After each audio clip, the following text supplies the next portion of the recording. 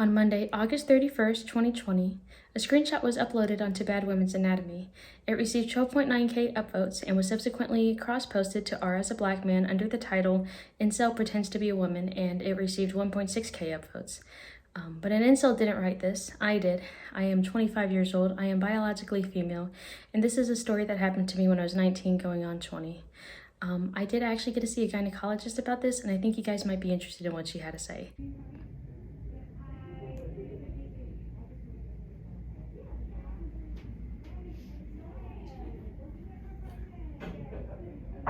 Hello. Hello. Is it? Yes. I'm Dr. It's nice to meet you. Nice to meet you Sorry too. for the wait, honey. That's okay. How you doing? Good. You're here just to chat? Yeah, a little bit, yeah. Oh, talk to me. Come on. So I guess what happened, this happened like 5 years ago, back in 2015. So it was like the first time I used a tampon. It was one of the OB tampons, the yellow one.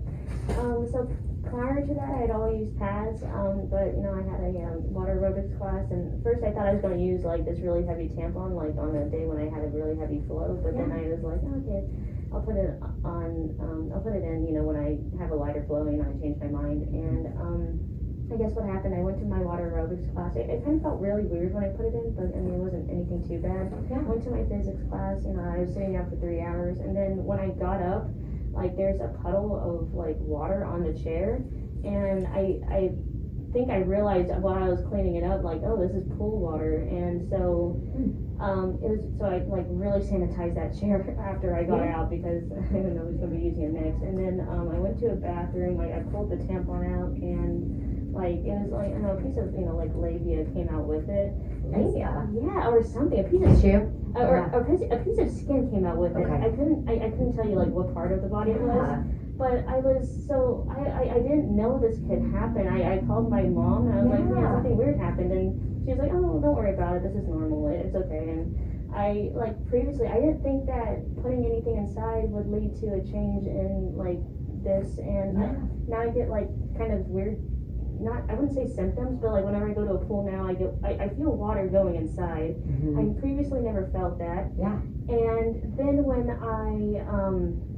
I guess then when, I don't know, sometimes when I'm doing like leg presses, I squat, and then it feels like almost there's like air rushing in.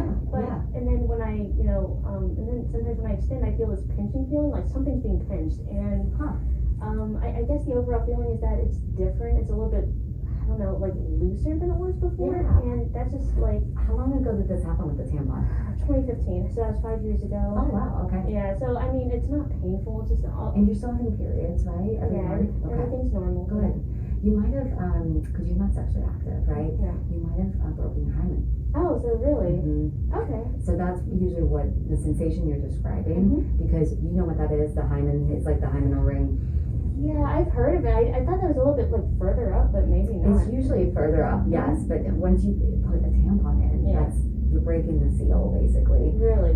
Some women bleed after that, and that's usually what I hear most commonly, like you bleed the first time you have sex. Yeah, I was wondering. I was like, there wasn't a lot of blood, because I thought that was just like kind of period blood, but I wasn't sure. So, and it's okay. It's nothing bad, but you know, obviously I need to check and make sure everything looks okay. Sure. But as long as you're not having pain, it's pretty common to feel that kind of like water going in, because there's no barrier anymore. Really? Okay. So that's probably what you're feeling now, is that it's just different from what you're used to. Okay. But I'll make sure that there's nothing, you know, damaged. I don't think so. Okay. You'll be in a lot more severe pain. Okay. But if you're describing like a tissue coming out, I wonder if that was part of it. Okay. All right. And the examination, what would that consist of exactly? It's just me looking down there. Okay. That's all. All right. That's fine. I won't touch you, I promise. Oh, Okay. You don't need pap smears until you're sexually active. Okay. And so really, unless, you know, by the time you turn 30 and you're still not sexually active, then I would say get a pap smear. And you haven't it's not painful, right? No. Okay. So you're gonna feel my hands, okay? My hands on the outside here. Just gonna take a look and make sure labias look okay. Yeah, I guess I couldn't tell the difference between, because I've never seen like any bit of skin ever, and I know some women are like, oh, I've had that ever since birth, and it's always like kind of confused me. So labias are actually this stuff. Okay. You feel me touching that on the Yeah. outside? Those are your labias. If your labia had come off, you would be screaming in pain. Oh, okay. Yeah, That's so good to the know. good news is your labias are just fine. Just my finger, okay? You're gonna feel that. Oh, I don't even feel that.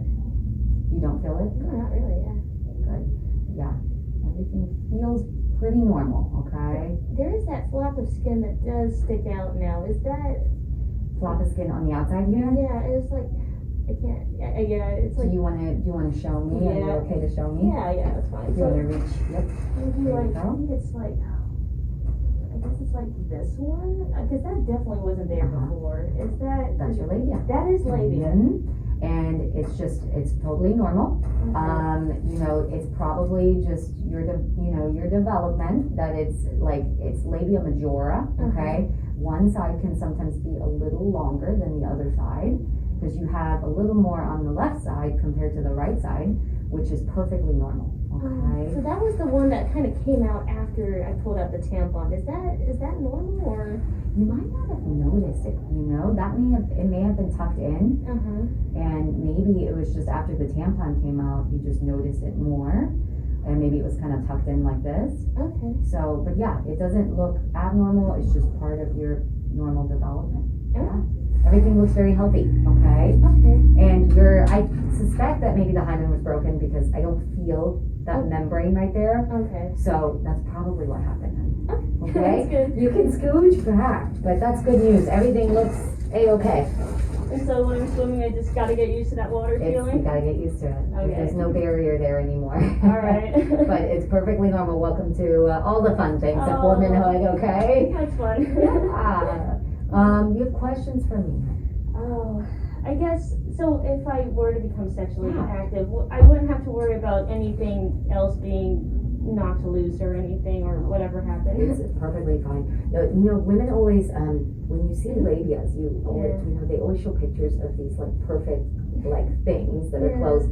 No woman looks like that. Mhm. Most women have irregular labias, and it's just part of your anatomy. It's Okay. totally normal, and it's very healthy and beautiful. Okay. So, I get patients sometimes who are like, why does it look so weird? And that's normal for you. Okay.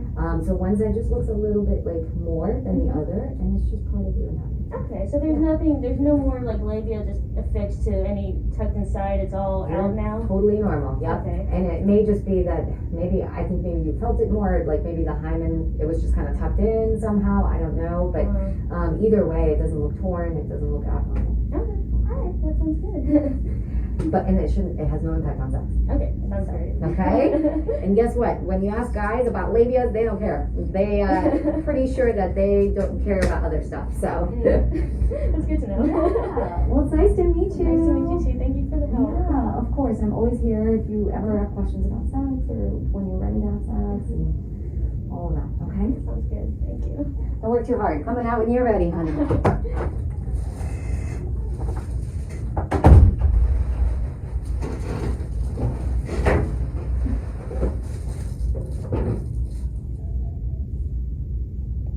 I think my favorite thing about this experience was reading comments like, oh damn, she broke the freshness seal, and then I go to the gynecologist office and she's just like, oh yeah, that's exactly what happened.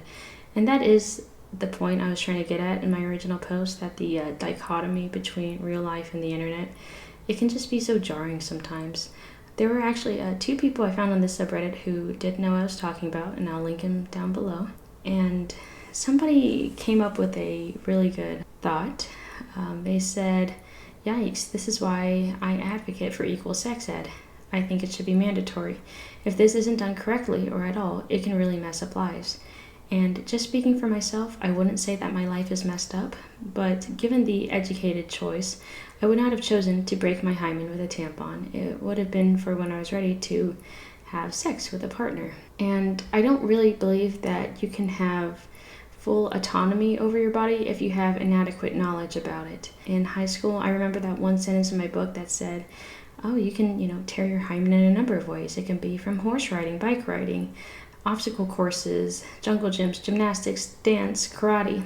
And, just speaking for myself, but as a kid, as a preteen, as a teenager, I've done all of those things for a number of years, recreationally, not competitively. Nothing has ever caused as much disruption, as much change to my vagina or to my hymen as putting in one tampon one time, and that is all I gotta say about that. I didn't really learn this in college either. In 2019, I graduated with a Bachelor's of Science in General Biology. For a year after that, I retook Anatomy and Physiology 1, and then I took Anatomy 2, and although my grades were not the best, we really didn't cover this. And it was shortly after these two classes that I made this rant on Reddit. When I found out it had been uploaded to this subreddit, I contacted a friend. She's about to become a medical doctor here in the United States. She's passed her USMLE Step 1 and Step 2. And when I told her my story, even she had never heard of anything like that in medical school, and she advised me to see a gynecologist. And even when I saw a gynecologist, it didn't really seem like she knew why I'm just going to call it the inner labia, had been tucked inside of me for the first 20 years of my life, or why it had come out when I put in a tampon.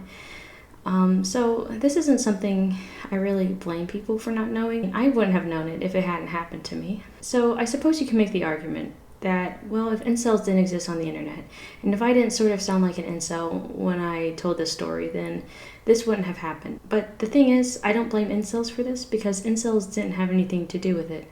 Incels weren't the ones writing comments like this. Incels weren't the ones that got the anatomy wrong.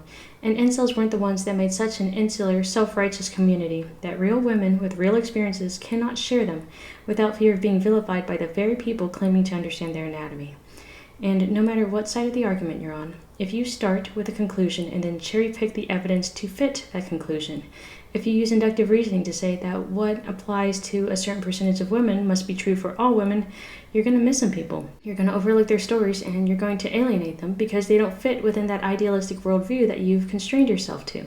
So if you have made it through the end of this video, thank you for watching. I hope you got something out of it. And if you do have any questions, I really encourage you guys to see a gynecologist of your own.